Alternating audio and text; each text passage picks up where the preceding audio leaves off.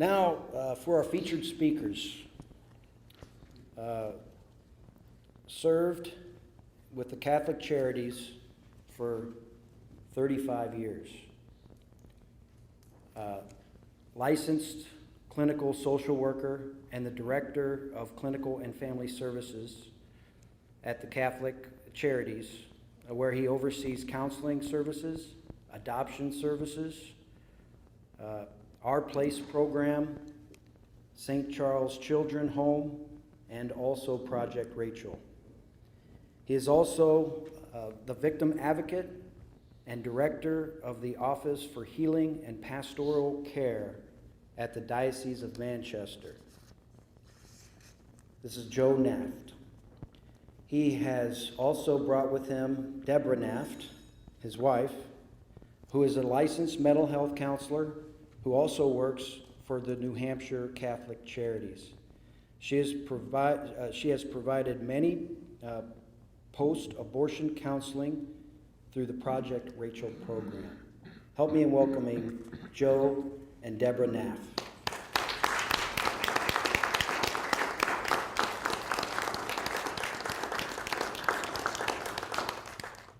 Good evening, everyone. Good evening.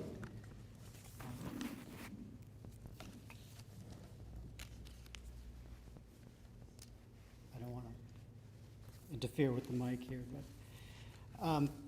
Mike, thank you for inviting us to speak tonight, and thank you to the Knights of Columbus for this opportunity to speak about Project Rachel.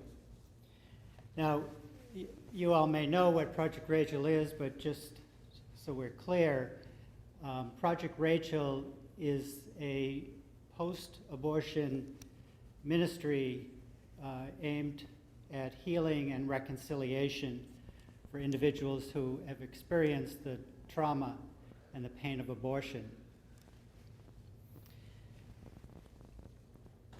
I'll talk a little bit more about that. What I would like to do is basically give kind of an overview of what Project Rachel is, a little bit of its history and what we're doing here in this diocese, and really what its focus and its purpose is.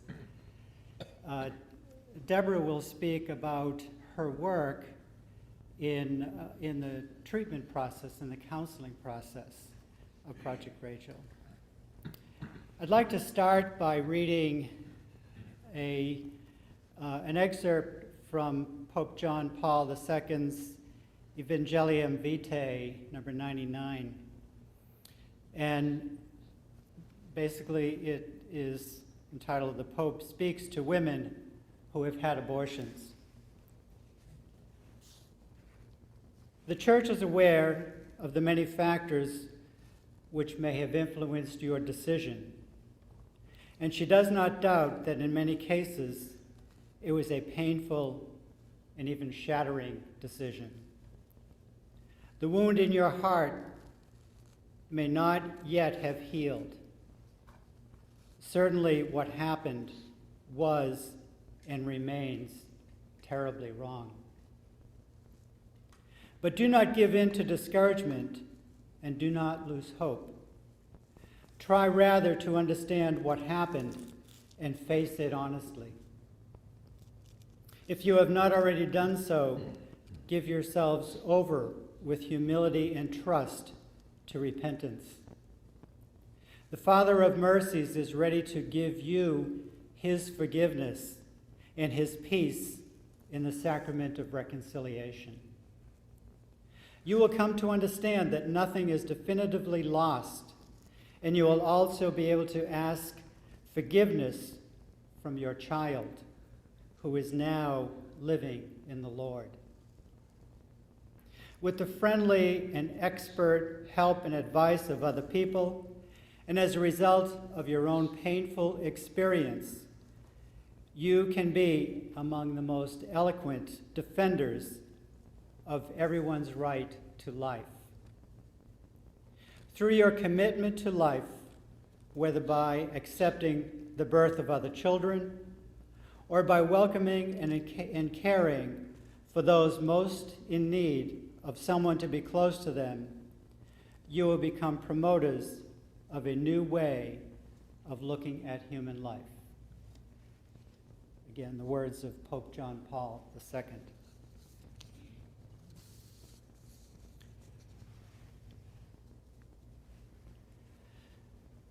The Catholic bishops of the United States, in their very first pastoral plan for pro-life activities back in 1975,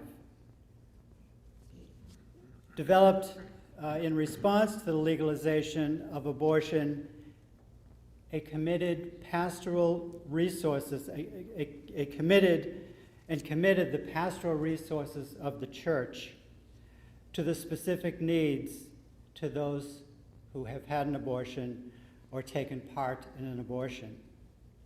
The bishops stressed that in their document, that it is important that we realize that God's mercy is always available and without limit, and that Christian life can be restored and renewed through the sacraments, and that union with God can be accomplished despite the problems of human existence.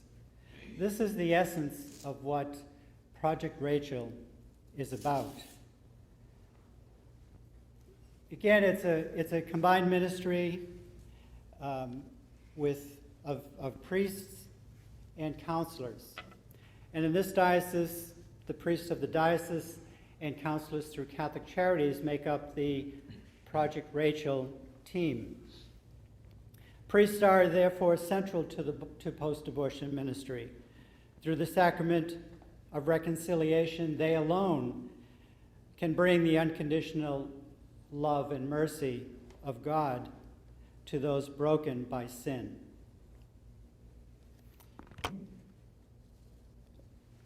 Project Rachel was started in this country in 1984 in the Diocese of Milwaukee.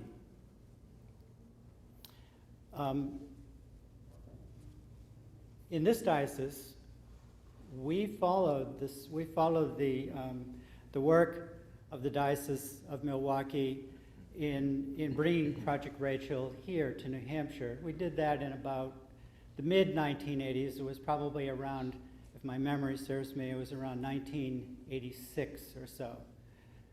And we learned, we met with people from the Archdiocese of Boston and people from the Diocese of Portland because they had already begun the program, and we met with them and learned what Project Rachel was about. We did some training. We brought people in to train our priests and to train our Catholic Charities staff. And we then began offering the program and the services of Project Rachel to those who sought this ministry.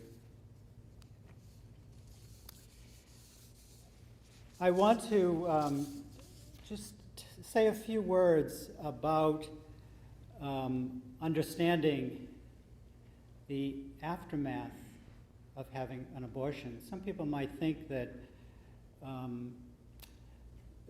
people don't give a lot of thought to having an abortion, and I don't know. I'm not here to judge.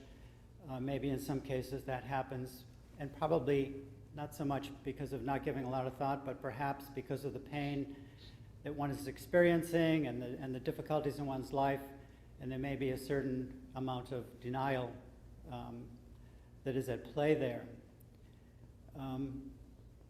We used to hear that the pain associated with an abortion, and we would typically hear this from people who were more pro-abortion, of course.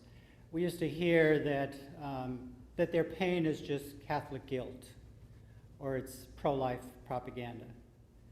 But we know today, through research and through clinical experience, we know today that there is a very profound psychological impact associated with post-abortion trauma. And so our work in this ministry is to help people to uncover that trauma, to uncover that grief, and to work through the pain and the sorrow and the choices that they've made, and come to some reconciliation with God, with themselves, with their baby. So there is clearly a very strong psychological component, healing component that we help people with in dealing with trauma, and we name it. We call this post-abortion trauma, not to put a stigmatization on it, but to identify it as something that is real and something that is tangible, and to give some meaning to a person's pain and suffering in order to help them in the healing process.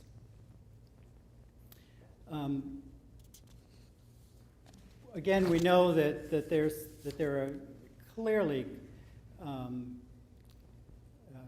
clinical and significant symptoms associated with the trauma of an abortion.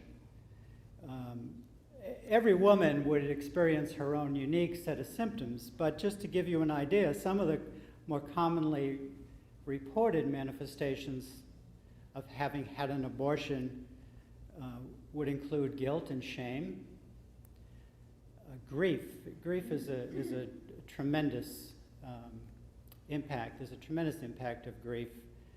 You'll hear Debra refer to it as impacted grief, and part of the process is to help people through that. Certainly depression, low self-esteem, withdrawal, alienation from social activities, from families and friends, fear that God will punish them even further, eating disorders, self-punishing behavior, problems in relationships, a deep and unrelenting anger at oneself, sleep problems. The list goes on. What I'm trying to point out is that we now are aware that there are some very profound clinical manifestations and impacts as a result of having an abortion. So again, that rationalization that some people have had, and maybe still do have, that this is just tissue. This really isn't human life. You're just going through a procedure. This is your Catholic guilt that's getting in the way. We know today that that's incorrect. That's not true. That there is a very profound impact, and that's why the church has instituted a ministry such as Project Rachel in order to assist people in their healing and in their desire to find reconciliation, to find emotional healing of the pain, the psychological and the tremendous grief and loss associated with having an abortion. There are a lot of reasons why people may choose an abortion at a crisis point in their life, in a crisis pregnancy. There's a great amount of denial that might be at play in terms of not really having an opportunity to think about what one is doing, but basically kind of shutting out reality and just going through with a procedure. But of course, again, it's clear, and we know that this is not just a procedure, this is the loss of human life. And there are profound ramifications with that. So our task and our goal is to help people who have experienced this and who are seeking the healing and the forgiveness of God and the reconciliation associated with this traumatic event in their lives. So again, it's very much a partnership, a joint effort with our priests and our counseling staff to assist people through the healing process. Now, Debra has done, my job is to, as Mike mentioned, my job is to kind of oversee. I was one of the ones who brought Project Rachel to this diocese And my job has been to oversee it and, to be sure that our staff have training and are able to respond to any calls that we receive. Actually, if people call the number and I have some brochures, I'll leave those. If people call the number on the brochure inquiring about Project Rachel, they will talk with me. And I'll spend a little time with folks on the phone and explain what Project Rachel is and direct them to the local offices. We have offices throughout the state, the Catholic Charities offices, and we will connect them to a priest if they have not already done so. Sometimes people have been in therapy, been in counseling, and they're seeking the healing and the reconciliation from a priest. Sometimes people have been to a priest and now they're seeking the other part of it, the psychological healing. So wherever someone is at, and some people are, just call and start brand new with the process. They've read about Project Rachel, they may have seen a brochure or a flyer in a church, or they've heard about it from someone. I can tell you from the people that I've talked to on the phone, it certainly takes a tremendous amount of courage to make that call, not knowing what the person on the other end of the phone is going to say, how they're going to respond.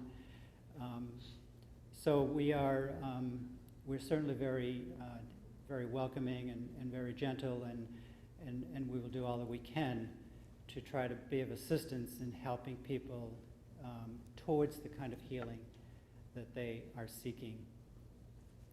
So I think at this point I will turn it over to Debra, and she will explain the counseling process, the psychological healing and helping process that she offers in working with clients, and she has had a lot of experience in working with people over the years and offering this type of therapy and healing.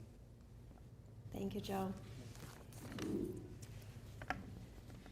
So, as Joe said, I've worked with several clients, many clients with this, most of whom have been women, but there have been some couples and also some individual men who have come in. So it affects not just the women, but the men as well. For the sake of this talk, though, I will use she and her because that is who most of my clients are. Joe said that we call this an impacted grief. And it is, as we were trained to do this, it's a grief that's tight inside, deep inside a person, and there's no expression for it. When people lose a child, it's a public thing. If the child has been born, and people are there to offer comfort and offer support. But when this happens, it's usually a very secret thing, and the person bears it by herself. So that's why we say impacted, and you can imagine as we think of an impacted tooth or something, how hard that is to get out. So we really work at peeling away the layers to get to the root of this grief that the woman has had maybe for many years. Most of the women that I have worked with are older, and the abortion occurred maybe 20 years ago. And it's at a point in their life when something triggers their grief. And it may be that they have a child, a daughter, who's the age they were when they had the abortion. Or it may be something that's going on in their own life, the relationships at the time. It's different to work with women who have had an abortion years ago than to work with a woman or a young girl who has had an abortion yesterday or last week. And so I've done work with both kinds of clients, and what we do for Project Rachel, there are guidelines to do. We can work through it with certain steps, but we always work at the client's pace. And we only do what the client is able to do and willing to do. We never force it and say, we have to do all these steps in order for you to heal. We take it as the client needs to take it, slowly, and building trust in our relationship. So the first thing I do when a client comes in is I ask her to tell me her story. What happened? And at first, this is our first meeting, so she may give an overview of what happened. And because she doesn't know me, and it's difficult to risk being that open with somebody that you don't know. So she will tell her story. I will ask questions as she's talking, and we get the story out, and we talk about everything, including the process, and help her to not so much relive it, but to come to terms with it, to be back there where it is, and to really feel what she felt and go through again what she went through. And she's feeling a lot of different things. Most often it's hurt and shame and guilt. And the shame is the core emotion, and that is what is really impacting her. And a client may need to tell the story more than once. It might be a second session that she continues on her story, and this time there may be more details. We even sometimes find out at this point that she may have had more than one abortion. And that is a hard thing to be able to say out loud to somebody. But when she does say that, then we can work on more of what she has felt through all the abortions. The second thing we do is we address her anger. There's always an angry feeling that she has towards others, a feeling of betrayal. She may be angry she's angry at herself. She's angry maybe at the father of the child, who encouraged her maybe, or even made her or her parents get this abortion. She may be angry at the people at the abortion clinic. There's so many people who had a part in this, people who told her that it's just a collection of cells or a bunch of tissue. It's not real, it's not human. And depending on where she is in her life, she may believe that and use that as a rationalization for what she's doing. So oftentimes she is in a lot of denial as she starts this process of Project Rachel and coming to terms with this. So I'm there to give her permission to be angry and to validate her anger and to help her identify those with whom she's angry. So what I encourage her to do is to write a letter to the people she's angry with. And she writes it without editing it. She just writes it as she feels it, puts everything down on the paper. But this is not a letter to be sent. It's a letter for her to get her emotions out and to get to the root of her emotions, which the underlying emotions of anger, the emotions underlying the anger, which are the deepest emotions.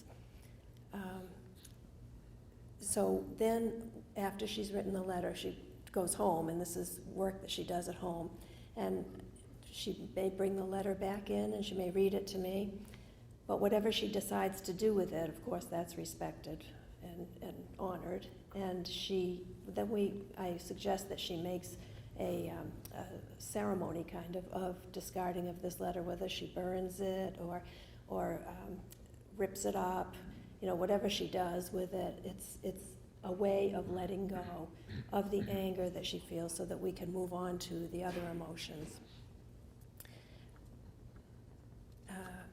And then we talk about forgiving the people that had anything to do with this, forgiving herself. And I'll talk more about that later at the end, because that's the toughest thing for my clients to do, is to forgive themselves. They can forgive everybody else and they write their letters and all, but to forgive herself is the hardest task of this. And I often ask her to suggest that she ask God's grace to help her to forgive others and to forgive herself, because in this work, Jesus is right there with us in the room. And I feel his presence, and I hope that my client does, and she usually does say that she does feel that. So the next thing we do is we talk about what is abortion and accepting it as the death of her child. Joe mentioned that women are in denial. This is a big thing to admit that you had something to do, you had everything to do with the death of your child. And for a woman to come to that acceptance is a huge thing for her. So she's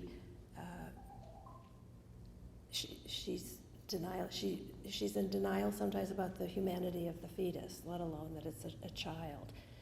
When we work through that and her denial breaks, the emotional floodgates open, and the grief and the sadness and the tears come on. And she's just overcome by these emotions when she's finally able to accept and acknowledge that she killed her baby.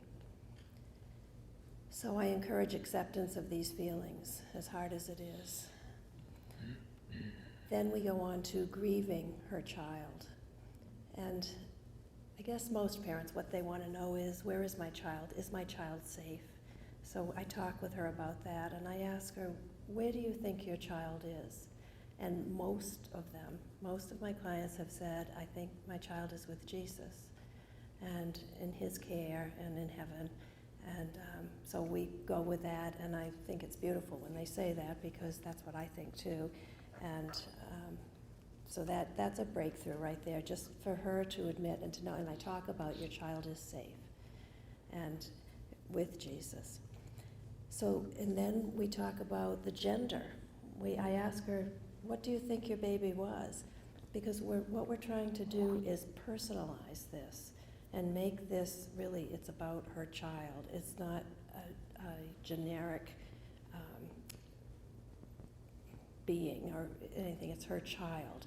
So what do you think the gender was? And it's amazing how many people think, well, I have a real feeling that it was a boy or that it was a girl. And they talk about that quite a bit, and if they don't know, if they have no idea, then I ask them to sit and think about it and pray about it and pray for an answer as to what gender her baby is. And then we go on to name the child, and this is a big step. And again, at this point, not everybody can do this. So I've had clients who have said, I really don't want to do that, and I can't do that.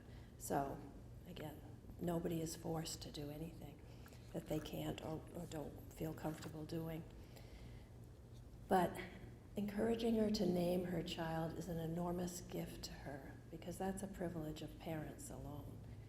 And so that really identifies her as the parent, the mother of this child. And then it gives the baby an identity, and she can then call this baby by name.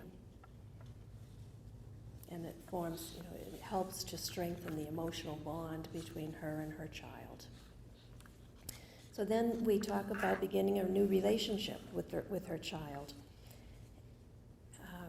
So I ask her then to write, and this happens over a series of sessions. It sounds like it's all happening at once, but it's over, and it's different for every person. Sometimes people complete this process in about 6 to 8 sessions, but sometimes women stay with me for a long time, because it brings up a lot of things and a lot of different issues that we continue to talk about. So the new relationship with the child, I ask her to write a letter to her child and to explain the reasons, the circumstances that surrounded the abortion. And this really helps her. It's not excuses. Like I say to her, you're not giving excuses for why you did it, but you're explaining the circumstances and the reasons why.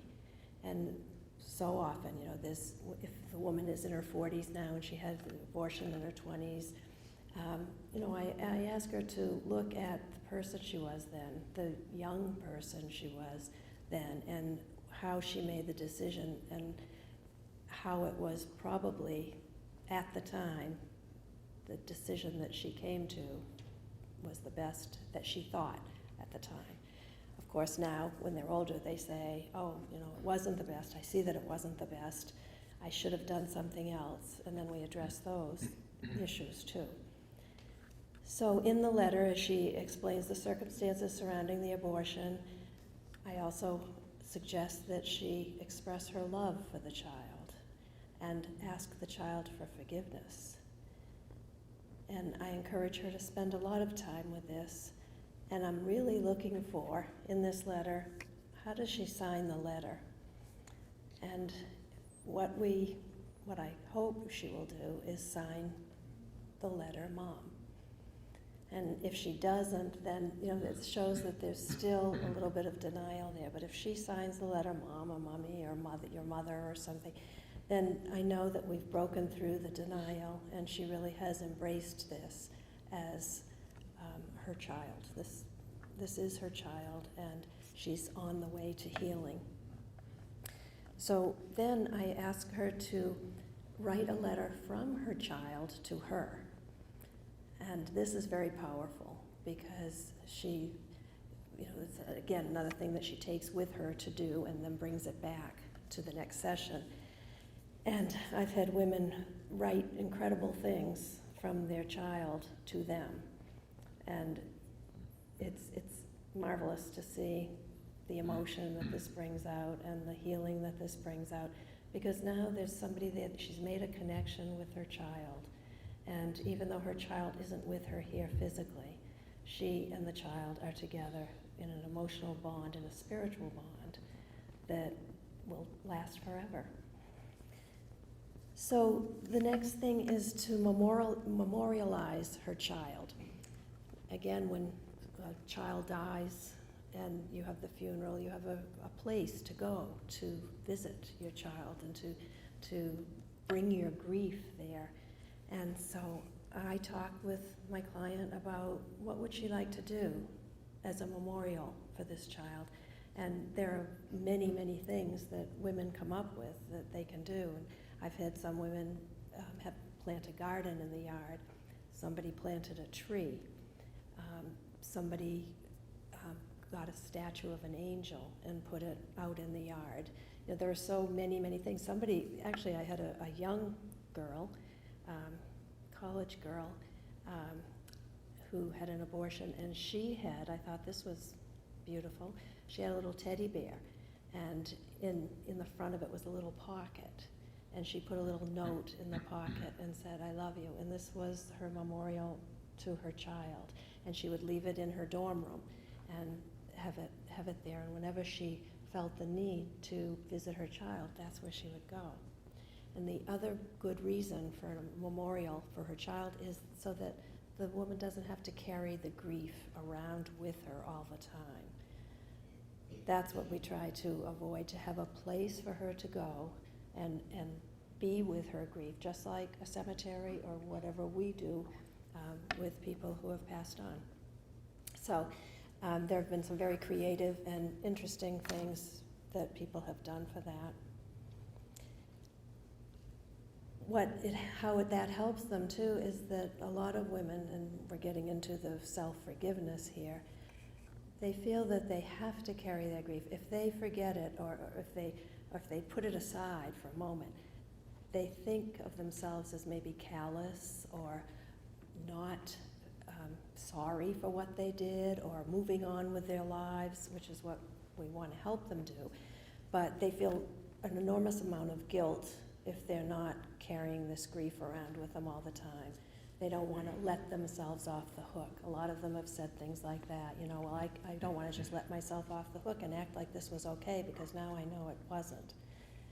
So we talk about how carrying the grief around with them all the time and not having a place to put it is negatively affecting them and their ability to be a child of God and to carry on His work.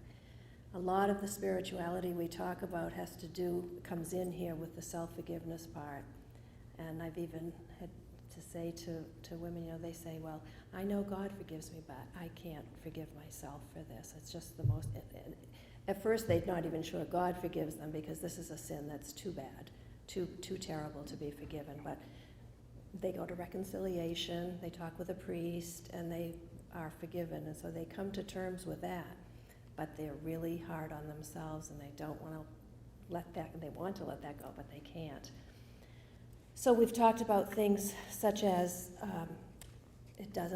it's actually pleasing to the devil for you to carry this around with you, because it's not letting you, as I said, live your life as Christ wants you to. So the other thing I talk about with them is, if God has forgiven you and you have not, then in a way that's like putting yourself above God, and you're holding yourself as a higher judge than God. And that often helps them to really put it in perspective and to say, well, that's true. God is the one that I need to forgive me, and if He forgives me, then I definitely should forgive myself. It's the shame that they carry around that makes it so that they can't forgive themselves. But we do work a lot. A lot of the work is done on the self-forgiveness. So when a client is through with this, and when she feels like she's worked through the whole process, I'm looking for her to be able to see that what was once her greatest pain has become her greatest treasure. It has brought her closer to God. She feels forgiven. She's human. She knows that she's made mistakes. She's addressed her shame and her guilt, and she is now ready to go forward and to live her life in the spirit that God wants her to live. And she wants to do for others. And many women who have had abortions become spokespersons for abortion, and they're the biggest offenders of pro-life after that. I know a client of mine who went and decided to join in the outside an abortion clinic, people standing out there against the abortion clinic, things like that. One woman that I had wanted to go into the high schools and talk to, and identify and admit that this is what she did, and she wanted to help save other babies by talking to girls and saying, this isn't the way to do it. Even if you think it's the right decision now, later on you will suffer for this emotionally and spiritually. So I've seen wonderful things happen with this. I've seen women and men come back and know that they've been loved, and they are loved by God, and they're welcome to be a member of the church and to receive the sacraments and all of that. So it's incredible work, and I'm happy to be here and present to you what I do and how it heals. So thank you.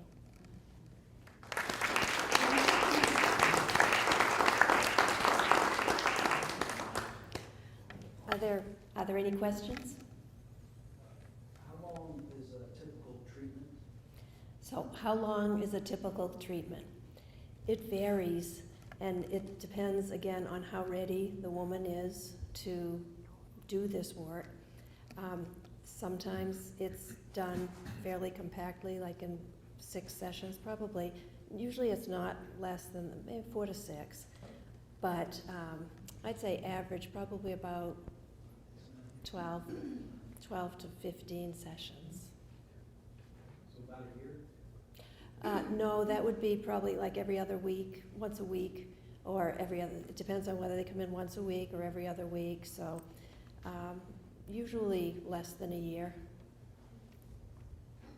Mm-hmm. Thank you. Yes? Either one.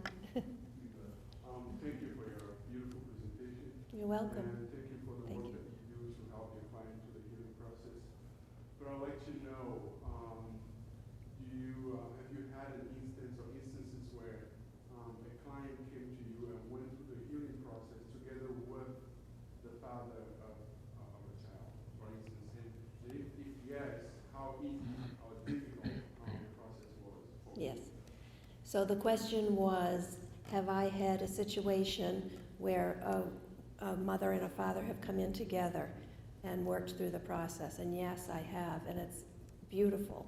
And and the man really is left to this. In this case, they made the decision together, and actually they were married after they went on to get married. So this was a very interesting situation. And the man went through a lot of the same feelings that the woman did too. And it was beautiful to see them share this together, and they went on to have more children, so they had other children, so this was especially moving to see them go through this, and it was beautiful to see. Yeah. Debra, your talk was wonderful. Thank you. Thank you very much. You're welcome. Joe, I've got a question for you. Yes. It has to do with, I guess, statistics. Yes. You mentioned that, I'm going to call it pro-choice propaganda, Yes. saying that it's not human, that it's just a blob of tissue, and that the reason why people have difficulty with that is because they're Judeo-Christian. In other words, you didn't say Judeo, but you said they're Catholic beliefs, okay? And what I'd like to know is there any statistics about the number of people that have psychological problems and go for help that are not Christian or Jewish? Are there statistics on the number of people who go for help following an abortion, people who are not Christian or Jewish? Is that the question? Yeah, that's right. I did read, off the top of my head, I'm not going to quote a statistic because I'm not going to make one up because I don't know, but I did read that, that the grief associated with an abortion is not only associated with an individual who is Christian or coming from a religious background, but even people without any religion, any sense of religion or faith practice, are also subject to the tremendous grief and trauma associated with having an abortion. But So, if I were to come at that declaration by pro-choice people, I would like to have something more definitive sure, than to give an opinion. yeah, yes. Well, it's just my limitation. I'm sorry, I don't know that, but you're right. You want to, That bothers me. sure, you want to have something a little more definitive, more absolute about those kinds of facts. Well, you're just Catholic, that's your problem. Yeah, yeah, and I'm saying what I said earlier was, what we have learned is that there is a very clear and definitive trauma experience that has some very strong, not only spiritual but psychological manifestations on a person, and so to minimize it and reduce it to one's faith. Oh, that's just your Catholic guilt. What I'm saying is, we know today, and we know this through clinical experience and therapeutic experience and research, we know that it is far more than that, that there's a very definitive, a very definite pattern of trauma that's associated with an abortion, with very clear manifestations of symptomology, real, painful, and legitimate, if you will, symptomology that goes along with The that. only experience I ever had was, I was kind of intimate, not relationship, I've been married, with this lady who was a professional. She was a CEO of a big company, and when she talked, occasionally, you could tell that she had to make a choice, business or baby. And you could tell that she still had that guilt feeling. Sure. You know, it was just there. It was there, yeah. Yeah, it was there and you know, perhaps,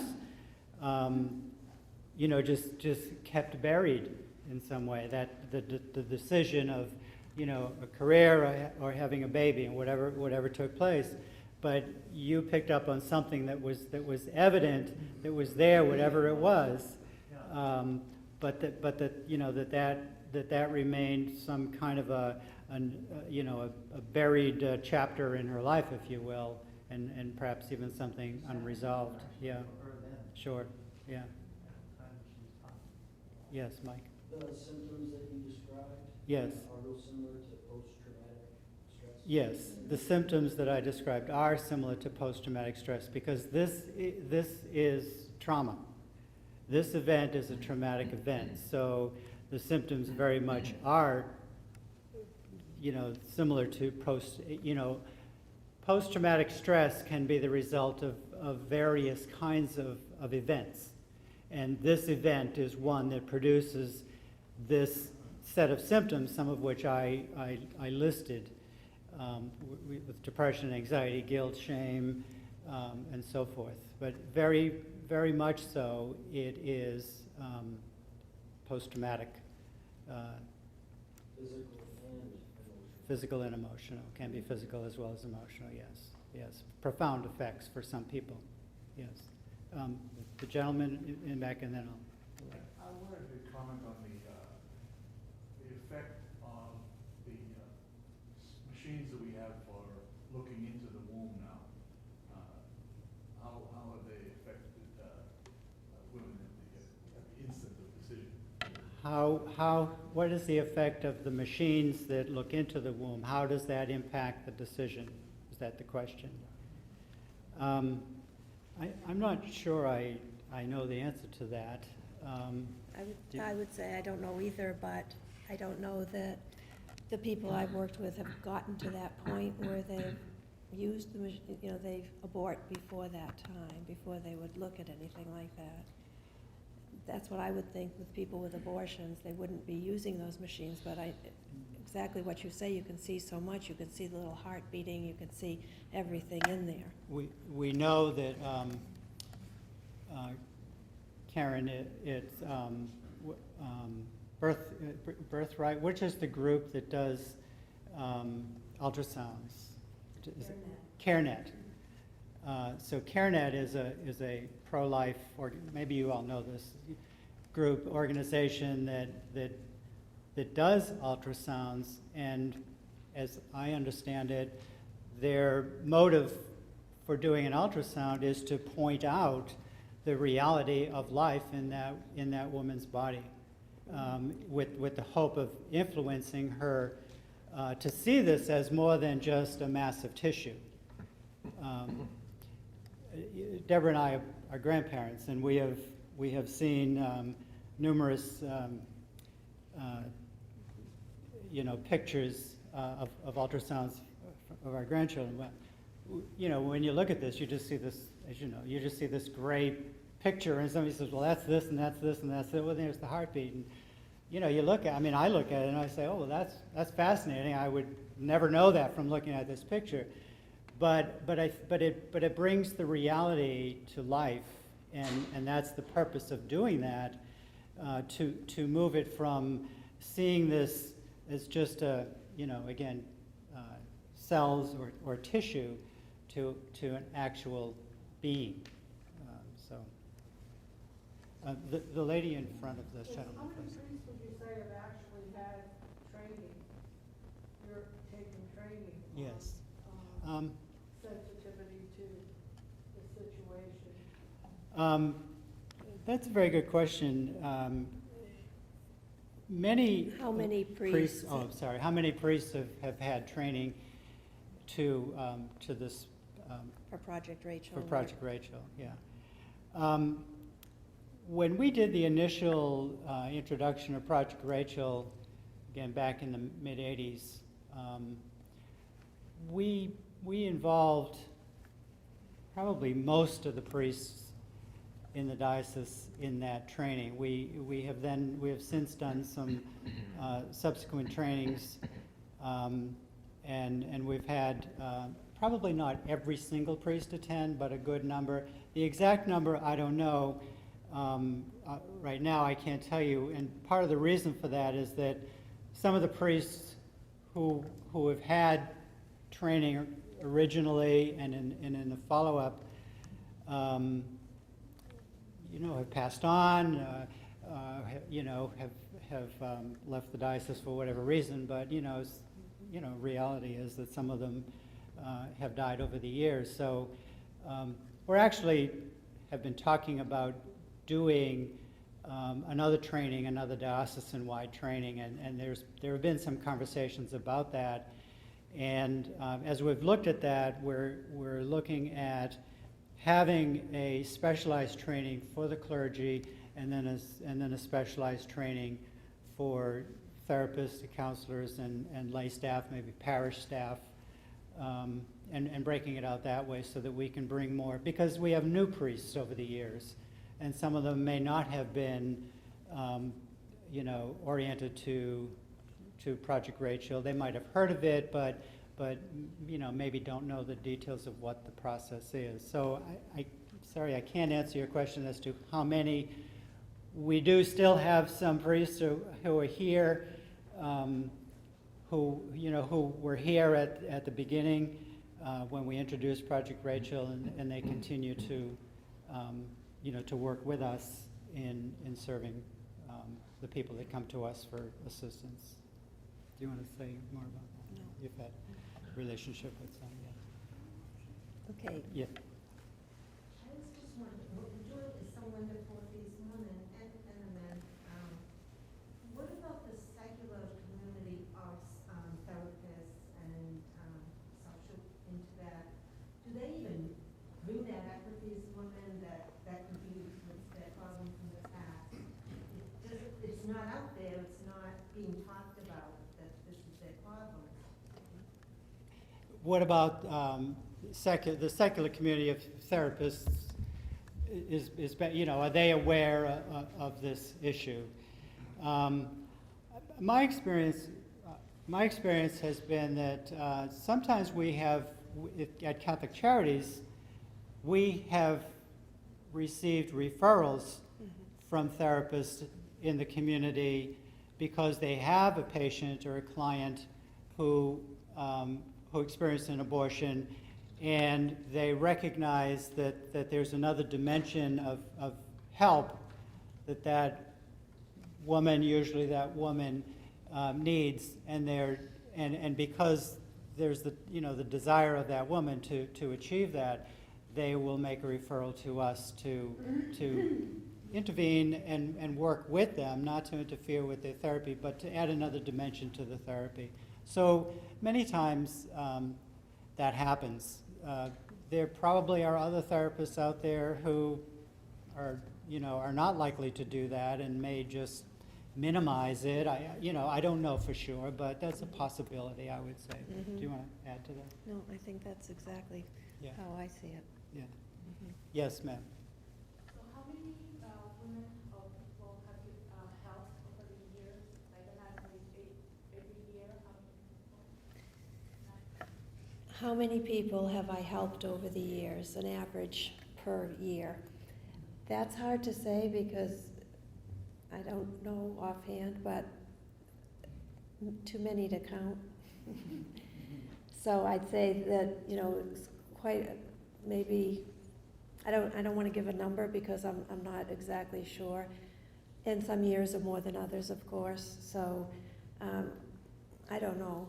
Over the years, you've probably always had someone who yes. is in some way is dealing with a past Yes. abortion and healing from abortion. And sometimes what happens is they come in for other reasons, and they're not coming in because they had an abortion, but it comes up as the counseling proceeds, and then that all comes out, and so we do Project Rachel, so that happens too. But a good number of people. Is the video still running? Did you give me a high sign that? So can you mention the website that people can reach out to? It would be the Catholic Charities website. I'm sorry. The website that people could reach out to. On the brochure, and again, we'll make these available, the brochure lists a toll-free number, and that number rings into Catholic Charities here in Manchester. And the website would be, and actually the website is not listed on here, but it would be the Catholic Charities website. So that would be Catholic Charities New Hampshire. I mean, if you know, put in Catholic Charities New Hampshire, it'll bring you to the website, and then it's you know, it's listed under one of the programs that we offer. But the main point of contact has typically been the phone number, you know, through the phone. Thank you. Okay, Thank you thank you all. very much.